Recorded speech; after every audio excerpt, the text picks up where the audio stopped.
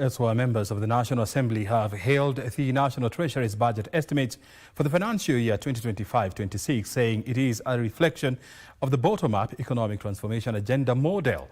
While scrutinizing the report of the Committee on Budget and Appropriations, the lawmakers noted that additional allocations to key service sectors, particularly agriculture and health. Health workers contracted under the Universal Health Coverage Programme are set to benefit as 6.1 billion shillings have been allocated to absorb them on permanent and pensionable terms. This will be done only after thorough audit of the number of workers that exist. Because, Honourable Speaker, when these workers were hired, the number was 8,500. We have since established, Honourable Speaker, that some of these workers left the service, some counties hired them into permanent and pensionable terms, and the numbers have come down substantially. So, Honourable Speaker, the first thing that we have said here is that the Ministry of Health must first of all engage in thorough audit. Mr. Speaker, I want to just indicate that I'm very happy that the committee has actually considered the health workers that have been outside the parliament until I was actually getting very, very concerned that they are here every day picketing, and we are the house that can give solutions. So I'm happy that there's an allocation that will deal with their issues.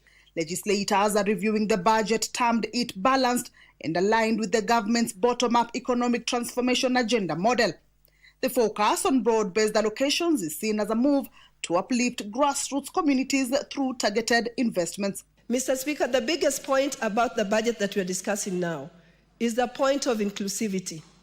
It has tried to treat Kenyans as Kenyans, regardless of what part of the country one comes from. I have seen in this budget where resources have been put in, virtually almost every part of the country is benefiting from this budget.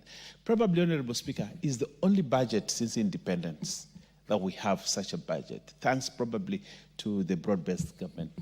The proposals from Treasury have now been balanced so that you have budgets in Baringo, you also have comparative budgets in Homa Bay, but you also have comparative budgets in Nairobi. For the first time, Nairobi has been looked at and been compared as an entity and as a region. However, concerns linger. Some lawmakers raised questions over the recurrent versus development expenditure ratio, warning that skewed spending may undermine long-term growth. Which is supposed to be 40% recurrent, 60% development. The first world have 30% recurrent, 70% development. In our situation, Mr. Speaker, we are still grappling to attain this particular ratio, Mr. Speaker. And I think this is something we need to reconsider very seriously if we want to move Kenya to the next level in terms of development path. Meanwhile, senators are calling for accountability over the use of public funds in 11 marginalized counties. They argue that despite receiving billions of shillings under the Equalization Fund, there is little to show on the ground. We are fighting for the same people. We are fighting to devolve resources to the same people.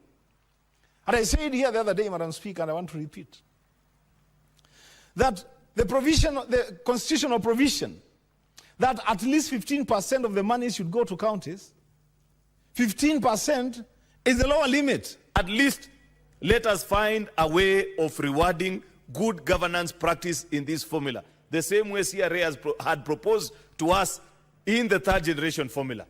Kamchemenza for Prime Edition.